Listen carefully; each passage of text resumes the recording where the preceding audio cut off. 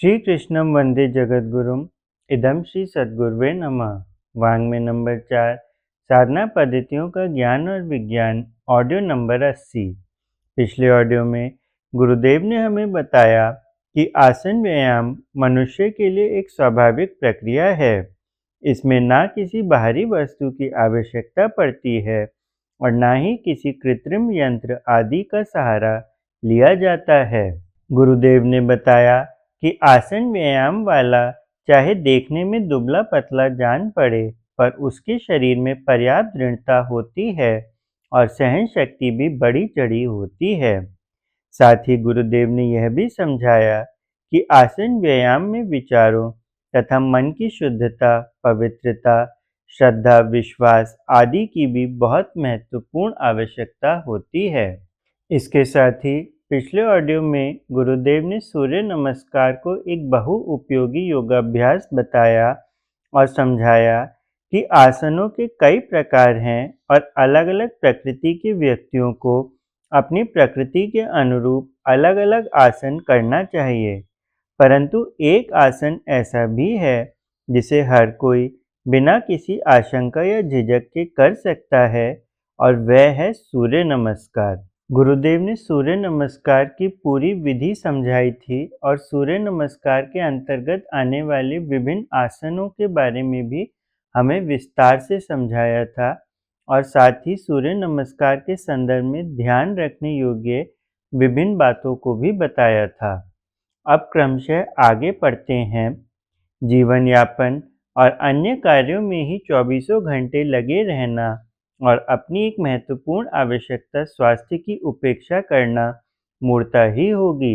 आधे घंटे का समय भी यद्यपि स्वास्थ्य संवर्धन के लिए दिया जाए तो कुछ हफ्तों में ही इस नमस्कार के चमत्कारी परिणाम अनुभव किए जा सकते हैं। नमस्कार आसन से पृष्ठभाग के स्नायुओं को शक्ति मिलती है। लिखने, पढ़ने, दुकानदारी करने अथवा अन्य बैठकर किए जाने वाले रोजगार धंधों में लगे लोग प्राय झुककर बैठा करते हैं। इससे मेरुदंड से निकलने वाले स्नायु और उनसे संबंधित अंग व पेशियों में रक्त संचार ठीक से नहीं हो पाता। फलतः कमर का दर्द, अपच, मसाने और गुर्दे की बीमारियां जकड़ लेती हैं। यह आसन ऐसे रोगों के आक्रमण से बचाव तो करता ही है, उनसे संबंधित अंगों को सुदृढ़ और मजबूत भी बनाता है। पादहस्तासन का लाभ बताते हुए श्री सातवालेकर ने लिखा है कि इस आसन से पाँव, पीठ, कमर आदि का आरोग्य प्राप्त होता है। यकृत निर्दोष होता है। पेट का स्थान और आंतों के भाग शुद्ध होने में भी बड़ी सहायता मिलती है। इसके करने से जठराग्नि बढ़ती है, भूख बहुत लगने लगती है, अजीर्ण दूर होता है, कृमि विकार दूर होते हैं, तिल्ली के विकार कम होते हैं, पेट को स्वच्छ करता है और शौच शुद्धि होती है। जिगर और प्लीहा को सशक्त बनाने में एक पाद प्रसारण आसन काफी कारण भूमिका निभाता है। ये दोनों क्रिया रक्त निर्माण और रक्त संचार प्रक्रिया से संबद्ध निश्चित है कि सुदृढ़ अंगों का उत्पादन भी निश्चित रूप से सशक्त ही होगा। इस प्रकार द्विपाद प्रसारण आसन से हथेलियों की सब नसें, भुजाएं, पाँव की उंगलियां और पिंडलियों का व्यायाम होता है, वे सशक्त होती हैं। अनुभवी डॉक्टर तथा विख्यात योगासन व्यायाम अनुसंधानकर्ता डॉक्टर लक्ष्मी नारायण शर्मा ने अष्टांग प्रणिपात आसन का लाभ इस प्रकार वर्णित किया है कि गर्दन, भुजाओं, छाती की पेशियों पर खिंचाव पड़ने पर यह आसन इन अंगों को स्वस्थ रखता है। पाचक अंगों का भी इसमें अच्छा व्यायाम होता है तथा कई बार इससे छाती का घेरा बढ़ता देखा गया है, जो स्वास्थ्य की दृष्टि से अति उत्तम है। फलतः कमर की स्नायु पीड़ा दूर हो जाती है। स्त्री के जनांगों पर भी इसका अच्छा प्रभाव पड़ता है तथा उनके गर्भाशय दोष, मासिक धर्म संबंधी विकार और अन्य यौन रोगों की शिकायतें दूर हो जाती हैं। सर्पासन जिगर, फेफड़ों, आंतों और कंठ के साथ स्नायुओं को सबल बनाता है।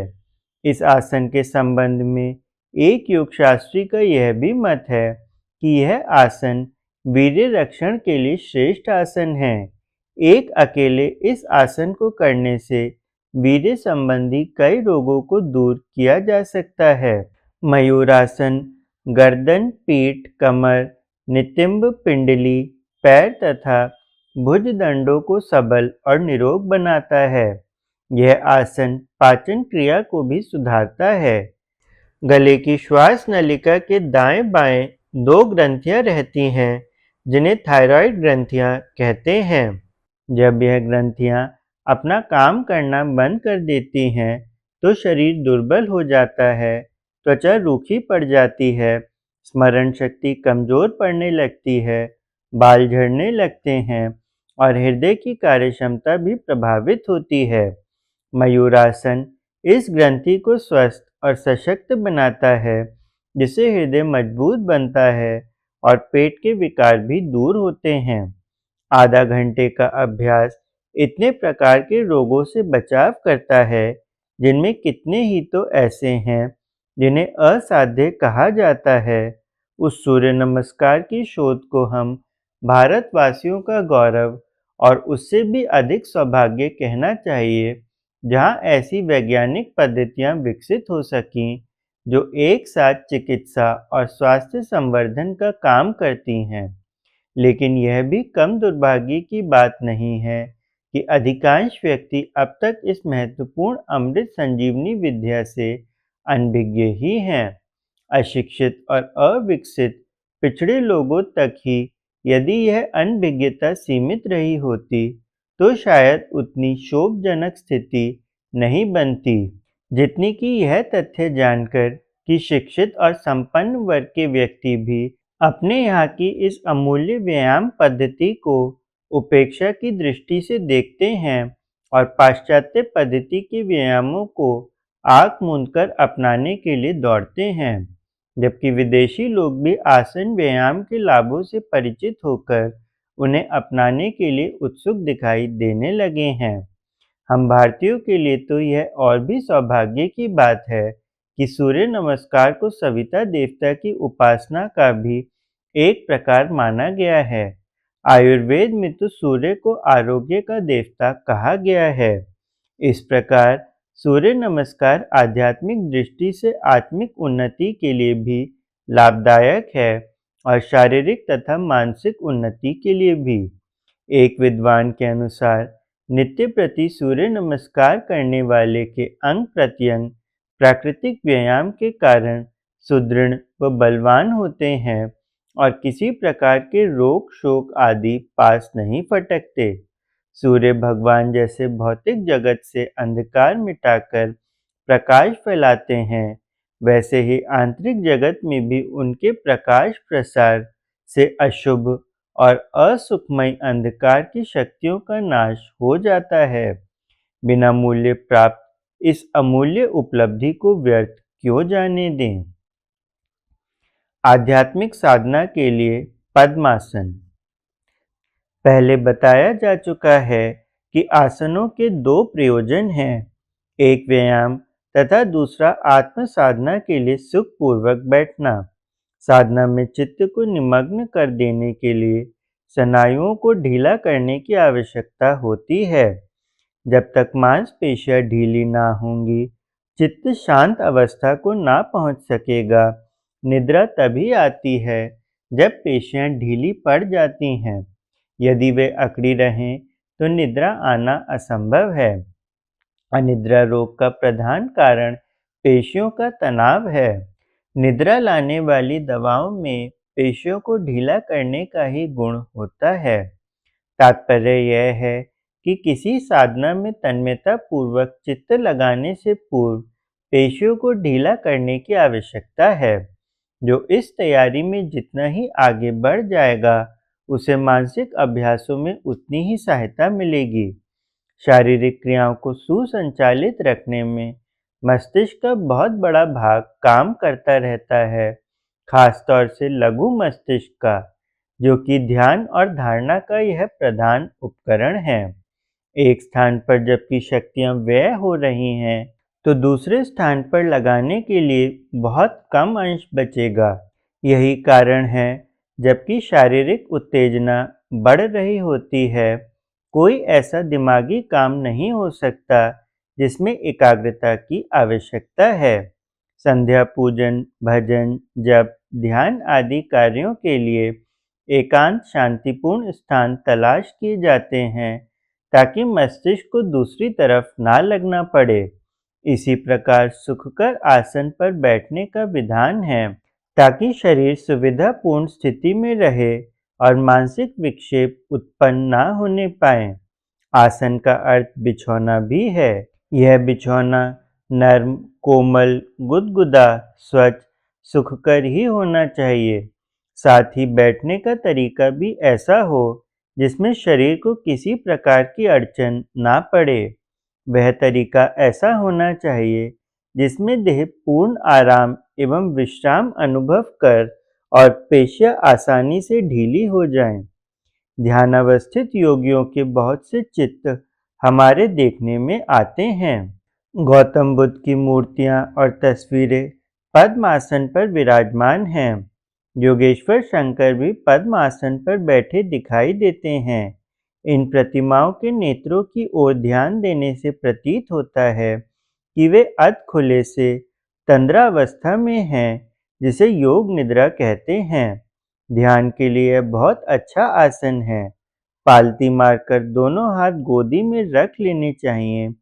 मेरुदंड को सीधी रखकर शरीर को ढीला छोड़ देना चाहिए। चित्त को बाहर से हटाकर अंतर्मुखी बनाना चाहिए और नेत्रों को अध खुले रखकर ऐसी मुद्रा बनानी चाहिए मानो तंद्रावस्था में चले गए हों। इस स्थिति में शरीर को रखकर ध्यान करने में बहुत आसानी होती है और इच्छित विषय में चित्त खूब लगता है। शवासन। शवासन शब्द का अर्थ है लाश। मृत व्यक्ति की लाश जिस प्रकार पड़ी रहती है, उसी प्रकार निचेष्ट होकर शरीर को ढीला छोड़ देना शवासन कहा जाता है। समाधि अवस्था में पेशियां अत्यंत शिथिल हो जाती हैं और मन का इतना लय हो जाता है कि देह का कुछ भी ज्ञान नहीं रहता। चित्त देह चेतना में से हटकर ध्यान चेतना में पूर्ण रूप से चला जाता है। शवासन द्वारा उसी समाधि अवस्था की आंशिक रूप से प्राप्ति हो जाती है। जब कोई व्यक्ति मर जाता है, तो उसका देह से बिल्कुल संबंध विच्छेद हो जाता है। लाश अलग पड़ी रहती है और जीव अलग उड़ जाता है। शवासन में इसी प्रकार की साधना करनी पड़ती है। यह पेशियां ढीली करने का सबसे उत्तम तरीका है। चित्त को जितना ही शरीर से दूर हटाया जाता है, उतना ही वे निर्जीव और शिथिल होने लगती हैं।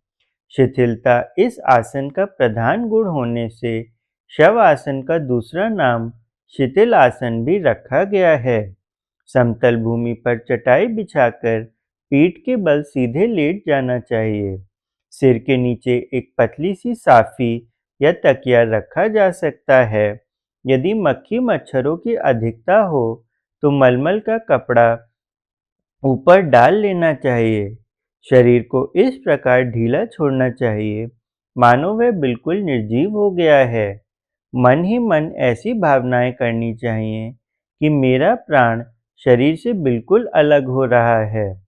यह भावना जितनी ही दृढ़ होती जाती है, उतनी ही निचेष्टता बढ़ती जाती है। तनाव कम होने के कारण हाथ, पांव, गर्दन इधर-उधर ढुलक जाते हैं। इस आसन से कुछ देर पड़े रहने पर चित्त को बहुत शांति मिलती है और मन वश में होने लगता है। पाश्चात्य अध्यात्म विद्या विशारदों ने इस शव आसन या शिथिल आसन पर बहुत जोर दिया है और उसके लाभों की बहुत बड़ी विरुदावली वर्णन की है।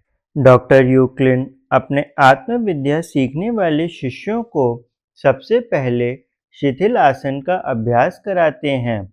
उनका कहना है कि किसी भी मानसिक साधना के लिए पेशियों को शिथिल करने की अनिवार्य आवश्यकता है। बिना इसके चित्त का एक स्थान पर ठहराना नहीं हो सकता और जब तक मानसिक स्थिरता ना हो, तब तक इस दिशा में आशाजनक फल नहीं मिल सकता। Doctor P.O. वेनेट शिकागो के प्रसिद्ध मेस्मेरिज्म तत्ववेत्ता हैं। उन्होंने मेस्मेरिज्म सीखने वालों को प्रारंभिक साधन शिथिल आसन ही बताया है। पाश्चात्य विद्वान इस आसन को जमीन पर लेटकर करना अच्छा नहीं समझते। उनका अनुभव है कि आराम कुर्सी पर लेटकर करने से सुविधा रहती है। सुविधा का ध्यान रखते हुए यदि आराम कुर्सी पर उसका अभ्यास किया जाए तो कुछ बुरा नहीं है। पेरिस के मेंटल हीलिंग इंस्टीट्यूट में मनोवैज्ञानिक चिकित्सा पद्धति से अनेक रोगियों की चिकित्सा होती है। वहाँ रोगी भर्ती कर लिए जाते हैं और उन्हें शिथिल आसन करने का आदेश दिया जाता है। जब 1-2 दिन में वह इस क्रिया को ठीक तरह करना सीख लेता है, तब उस पर प्रयोग आरंभ किए जाते हैं।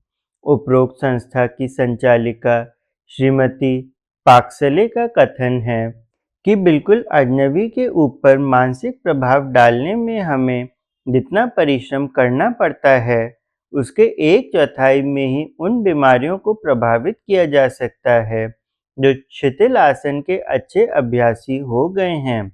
स्वयं डॉक्टर मेस्मर भी शिथिलीकरण की उपयोगिता पर बहुत जोर दिया करते थे और इस आसन की सफलता को मेस्मेरिज्म की आधी सफलता बताया करते थे। शिथिलीकरण क्रिया आत्मिक साधनाओं के लिए अच्छा आरंभ तो है ही, इसके अतिरिक्त थकान मिटाने का उसमें अद्भुत गुण है। जब शरीर या मन थककर चूर हो रहा हो, तो थोड़ी देर के लिए आराम कुर्सी पर लेटकर शिथिल आसन कर डालें। जरा सी देर के लिए पेशियां ढीली कर देने से एक नवीन चेतना और स्फूर्ति का संचार होता है और थकावट सहज ही उतर जाता है। रॉबर्ट क्लाइव और नेपोलियन के संबंध में यह प्रसिद्ध है कि वे युद्ध क्षेत्र में कई-कई दिन-रात बिना सोए बिता देते थे। आश्चर्य होता है कि किस प्रकार वे अपने स्वास्थ्य को ठीक रखते होंगे। उपरोक्त दोनों महानुभावों के निद्रा जीतने के संबंध में कई पुस्तकों में चर्चा मिलती है। नेपोलियन के एक साथी का कथन है कि युद्ध कार्य में दिन-रात व्यस्त रहते हुए भी नेपोलियन घोड़े की पीठ पर कुछ देर सुस्ता लेता था और फिर चैतन्य हो जाता था। रॉबर्ट क्लाइव भी बंदूकों का सहारा लेकर इसी प्रकार सुस्ता लिया करता था। अनेक अनुभवों ने इस बात को प्रमाणित किया है कि शरीर को शिथिल करने की क्रिया द्वारा आश्चर्यजनक रीति से थकान मिट जाती है। पद्मासन धार्मिक विधि विधानों के लिए, पूजा पाठ जप आदि के लिए ठीक है। ध्यान करने के लिए, आम चिंतन के लिए, चित्त को एकाग्र करने के लिए और अपने ऊपर किसी अन्य द्वारा आध्यात्मिक प्रभाव ग्रहण करने के लिए शिथिल आसन उत्तम है। जिन्हें आराम कुर्सी की सुविधा हो, वे उसका उपयोग करें। जिन्हें ना हो, वे चटाई पर लेटकर इसे कर सकते हैं। पद्मासन और शिथिल आसन करीब-करीब एक से ही हैं और एक ही आवश्यकता की पूर्ति करते हैं। पद्मासन के कई प्रकार देखने में आते हैं। इनमें से साधारण रीति से पालथी मारकर हाथों को घुटनों पर रखकर बैठने की क्रिया ध्यान का पद्मासन है। दूसरे प्रकार व्यायाम संबंधी है। दोनों पैरों को दोनों जांघों के ऊपर रखना, फिर दोनों हाथों को पीठ के पीछे ले जाकर दाहिने हाथ से बाएं पैर का अंगूठा पकड़ना और बाएं हाथ से दाहिने पैर का अंगूठा पकड़ना, यह भी पद्मासन के नाम से प्रसिद्ध है, परंतु इसे ध्यान या आत्म साधना के काम में नहीं लाया जा सकता, क्योंकि कई अंगों पर इससे बहुत अधिक तनाव पड़ता है और अधिक देर आसानी के साथ इस दशा में नहीं बैठा जा सकता। इस प्रकार की क्रिया तो व्यायाम की ही आवश्यकता पूर्ति कर सकती है। उपरोक्त पंक्तियों में पद्मासन के 3 प्रकारों की चर्चा की गई है। इसके अतिरिक्त जो अनेक भेद उपभेद हैं, उनको अनावश्यक समझकर यहाँ चर्चा नहीं की जा रही है।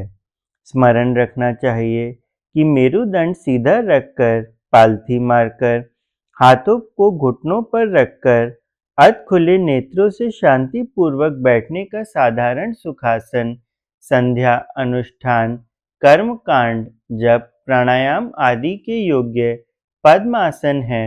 इसे सिद्ध आसन भी कहते हैं। शवासन या शिथिल आसन, जिनमें शरीर को बिल्कुल निचेष्ट छोड़ दिया जाता है, उच्च कोटि की आध्यात्मिक साधनाओं के लिए उपयुक्त है।